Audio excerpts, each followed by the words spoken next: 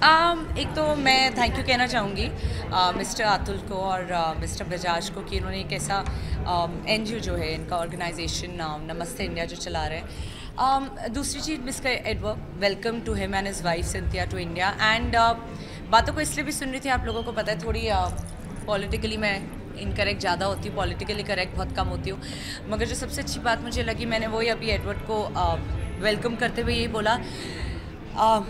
अब वो ज़माना आ गया वापस जब जो हम किताबों में पढ़े थे war, we are living in a world कि अभी कुछ पार्ट्स पे वॉर हो रही है और झगड़ा हो रहा है लैंड के लिए और लोगों के लिए।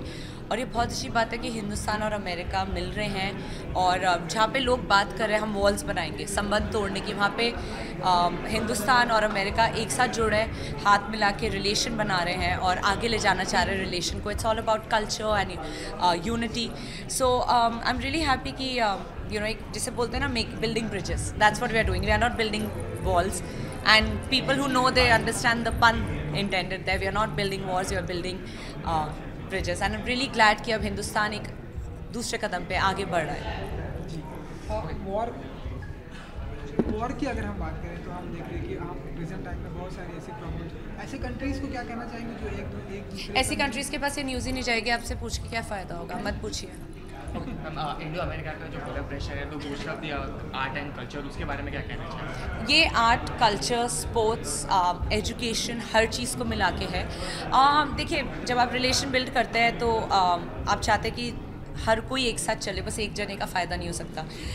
जो अमेरिकन है, काफ़ी अमेरिकन इंडिया नहीं आए, उन्हें पता भी नहीं है क्या कल्चर है। आपको जो सभ्यता से सीखने को मिलता है वो आपको अमेरिका में सीखने को मिलेगा, और जो हमें यहाँ नहीं सीखने को मिलेगा वो हमें, जैसे टेक्नोलॉजी, उनकी टेक्नोलॉजी बढ़ के, मगर जो हमारी संस्कार है जो हम आ सकते हैं।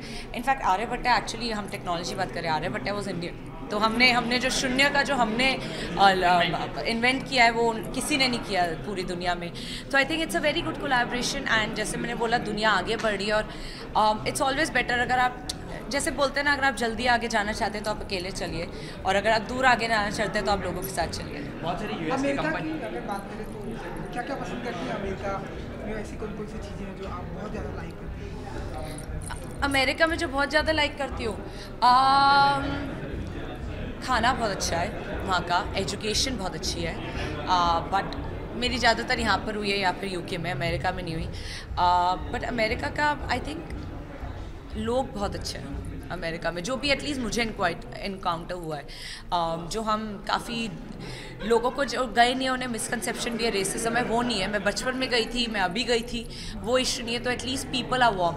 ऑफ कोर्स मैं नहीं बोलूँगी हिंदुस्तानियों जितने वेलकम एंड वार्म है, बट अब I think we are building the relation, तो they learn that also from India.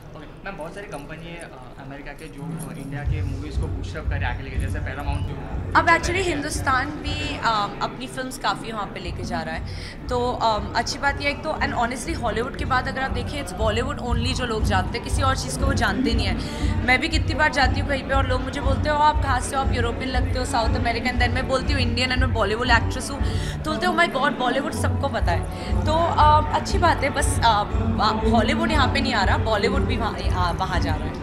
Ma'am आप हमेशा देखते हैं कि सोशल कॉज को सपोर्ट करते होते, रिसेंटली देखा जाए तो बच्चों लोग को जो सोशल एक्टिविटी बहुत कम हो गया, उसकी वजह से उनके बच्चे लोग चिल्ड्रंस जो एज रहते हैं उनके हेल्थ को इश्यूज बहुत हो रहे हैं ड्यू टू मीन्स एक्टिविटी बहुत कम हो रही है जी। नेट इसके ज़्यादा थ्रू हो रहे हैं। उसके लिए मुंबई ने एक मुंबई जूनियर मैराथन रखा है, तो उसके बारे में क्या कहना चाहिए इनिशिएटिव के बारे में, ताकि उनके बूस्टअप मिले उनके हेल्थ को? आप देखिए, एक तो बात यह है ना कि जब हमारे माँ बाप थे तब टाइम अलग था। हमारे माँ बाप, एक तो हमारे माँ बाप थोड़ा हमारे साथ ज़्यादा वक्त गुजारते थे, और अब क्या होता है ना, पेरेंट्स में पेशेंस कम है।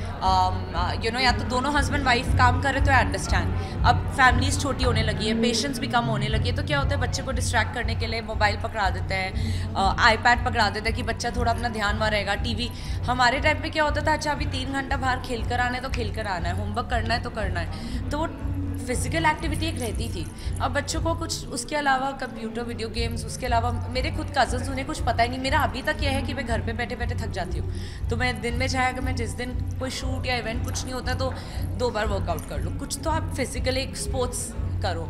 तो आई थिंक ये marathon it's a very good thing, because जितना आप नेचर के पास है, हिंदुस्तान में रह के आप नेचर नहीं उसका इस्तेमाल नहीं कर रहे अगर तो आप आई थिंक जितनी ज़्यादा फ्रेशर होगी, it's just healthier because you know आपको आपकी ब्रेन को भी ऑक्सीजन चाहिए, आपको समझ में नहीं आता, तो it's a very good initiative. And to all the parents, please अपने बच्चों से आप फ़ोन छीनिए और उन्हें थोड़ा ध्यान दीजिए। अक्षिशा और ईशा जी, आखिरी साड़ी में आप बहुत ब्यूटीफुल लग रही है, तो कितना टाइम लेती है आप ये साड़ी पहनने में, और कुछ आप बताइए कैसा रहा Indian attire? I think in total 1 घंटा लिया मेरी टीम ने विद हेयर मेकअप साड़ी पहनने में। सो थैंक गॉड, मेरी शादी पे भी बल्कि ये लोग हेयर मेकअप करेंगे, वरना मैं नहीं पहन सकती साड़ी। लास्टली आपने बादशाह में देखा, आपको बहुत ही अप्रिशिएट किया गया। नेक्स्ट कौन से पाइपलाइन में? We have heard that you are doing आंखें 2 एंड हेरा फेरी 3। वो दे आर गोइंग इन 2017 है ना, 2018 समर में they are going, but I am starting another project in February, बट you'll hear the announcement soon. So Feb में अभी we are starting, but आंखें और हेरा फेरी में अभी टाइम है। Thank you so much. Thank you.